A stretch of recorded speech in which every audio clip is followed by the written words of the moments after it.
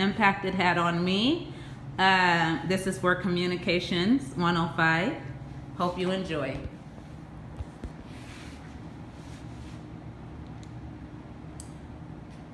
Depression. In March 2013, I found out I was pregnant with my 4th child. I'm nervous, but I know the love of my life is right by my side.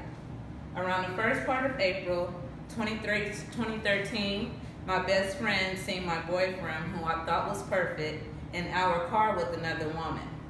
I was sad, I cried, but I didn't leave him. Instead, I tried to fix things by myself. I figured it was my fault that he cheated. It was something that I wasn't doing right because of the cheating. April 23rd, 2013, I went to my 12-week prenatal checkup. I remember the gel going across my belly over and over again, but no heartbeat. I remember crying and feeling sad, knowing not only did I cause my boyfriend to cheat on me, but I caused the death of my unborn child also. The doctor told me I was in the beginning stages of my miscarriage, so I would still have to carry the baby until the natural process took place. So not only was I dealing with the love of my life, infidelity, I'd also be walking around for the next 1 to 2 weeks with the dead fetus inside of my body. Can you imagine that? I began to feel every emotion possible. I cried out to God, asking, why is this happening to me? Why am I being punished? I felt God didn't hear me. I felt as if he didn't care. But little did I know, not only was he there the whole time, but he is the only way to explain making it over these past few years. I lost the baby after 10 days of waiting sadly for the time to come. I still went to work and cared for my 3 children the best I could during this time. I was still with my boyfriend also. 3 months later, I found out I was pregnant again. I didn't want any more children. I was 5 weeks pregnant to be exact. Like, what am I gonna do? I didn't want any more children. I'm going through something right now. I just went through it.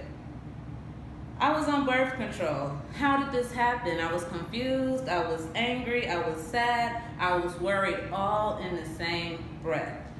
How did I let this happen again? Even though we had children, this time it was different. I felt as if I was pregnant by myself.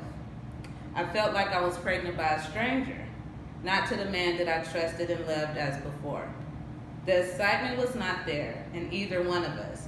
I was very sick throughout this pregnancy. I went to most of my doctor's appointments alone.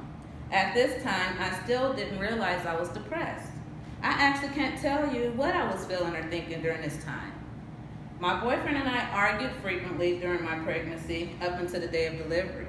I remember arguing with my boyfriend going into labor. I then drove myself to the hospital, barely being able to lift my legs to step out. I made it up to the window. From there, I was rushed to the back for an emergency C-section. I gave birth to a beautiful 6-pound baby boy. And all that confusion and anger I had, once I seen him, I loved him to death. I forgot about it all. We stayed in the hospital for 4 days before being discharged. The day I was discharged, I called a cab home because of all the arguing me and my boyfriend were doing. I got out the cab with my 4-day-old baby to find there was no one home. My newborn and I were locked out the house for over 1 hour. I cried for the first time and would go on crying daily. Taking care of my newborn was a challenge for me. I couldn't remember the simplest things during that time. For instance, I forgot to buy baby bottles when shopping for my baby. Simple things like that. I started to forget, not realizing like how can I never forget things and I love to shop.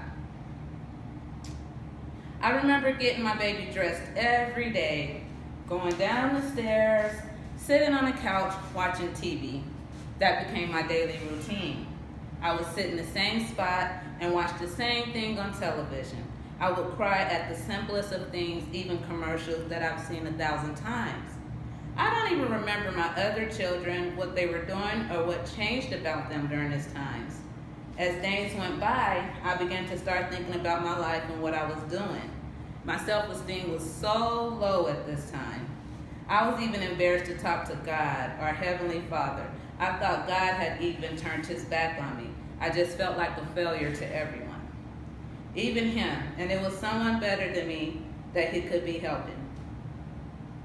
But as I began to pray, it was hard at first. I didn't know what to say. I tried to hide things from the Lord and his son. When I spoke with him as a woman of God, I knew better, but I was trying to avoid addressing the anger and embarrassment I was having at the time. I noticed myself starting to look for sermons on websites such as YouTube. I ran across a sermon I really enjoyed listening to by Reverend T.D. Jakes called How to Fight with the Devil. I felt the message was for me and everything I was going through. That message let me know God was telling me everything was going to be okay. He had my back. I didn't have to face this alone. I began praying and talking to God differently. Instead of asking God what was wrong with me, as I had before, I started to ask God to heal me and keep my family covered with the blood of his son, Jesus. Before, I would always avoid the issue I was facing and anything else was negative. I would blow up at the smallest things just because angry for no reason, like the mail I was expecting didn't come. As I continued to talk to God and pray, I noticed myself having better control of my anger. I started thinking before I reacted. I started noticing my family again. I went back to work and noticed I could no longer even hold a conversation with my coworkers. I started to feel embarrassed again, but this time I prayed for strength. It wasn't going to work wasn't easy, but I still went. I remember my oldest son asking me if I was okay. I remember looking up at him. My middle son was standing next to him. At that moment, I realized I hadn't looked at my babies in a long time, and they'd actually grown a little. I prayed and got out to God the entire time. I prayed for my children, I prayed for myself, I prayed for my home and happiness. The next morning when I woke up, I felt a burst of energy that I hadn't felt in a while. I dressed my 2 youngest children, sent my 2 oldest children off to school, and started researching myself. I typed in all my symptoms that I had been experiencing, and depression is what kept popping up. Depression? I'm a nurse. Can I be depressed and not notice? I noticed my patients depressed in a matter of days. How could it have taken this long to notice myself being depressed? There are different forms of depression. And the more I read about depression, the more I realized I was reading about me. According to an article I read entitled Depression, published by the National Institute of Mental Health, depression is common but a serious disorder. It causes symptoms affecting how you think, feel, and go on with your day-to-day activities, such as eating, sleeping, school, or even work. To be diagnosed with depression, your symptoms have to last more than 8 weeks. As I stated, there are several forms of depression. There is persistent depression disorder, perinatal depression, psychotic depression, seasonal affective disorder depression, bipolar disorder, disruptive mood disorder, and that's usually diagnosed in child and adolescents. Premenstrual dysphoric disorder, PMDD, is what it's also known as. Signs and symptoms of depression varies. Everyone who's depressed will not have every symptom. Some people experience a lot of the symptoms and some only experience a few symptoms. Depression usually begins in childhood but can happen at any age. Many chronic mood disorders in adults begin as high levels of anxiety in children. Depression in older adults midlife sometimes co-occur with medical conditions such as diabetes, cancer, heart disease, and Parkinson's. It sometimes worsen these medical conditions. I've also learned about some risk factors of depression, a family history of depression, a lifestyle change, trauma, stress, physical illness, and even some medication has a side effect of depression. I understand now why I was so angry at times. It was due to the frustration of not knowing what was going on with me. While my self-esteem was in the dump, the more I researched, the more I began to understand myself, and I started to avoid any negativity around me. Treatment for depression varies case by case. The most common treatment for depression is psychotherapy and medications. Common SSRIs, SNRIs, TCAs, and MAO13s are some medications used as treatment. Common side effects a patient experiences for these medications are nausea, vomiting, weight gain, diarrhea, sleepiness, and sexual problems. Medication takes about 2 to 4 weeks to start having an effect. If there's no positive effect from medication or psychotherapy, then electroconvulsion therapy is the next option. One important thing to remember is depression affects us differently and individually, and by sex. If you are a woman, you may feel sad, worthless, or excessive guilt. Men who are depressed may feel more tired than usual, irritable, loss of interest in once pleasurable activities, and difficulty in sleep.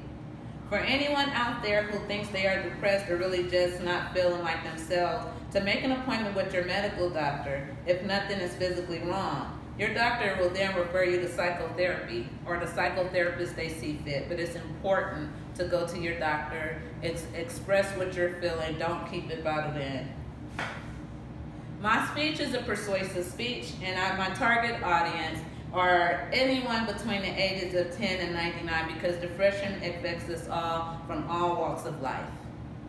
Thank you. I owe my references to MD Web, www.nim.ne.gov Health, and Everyday Health. Thanks again. Bye.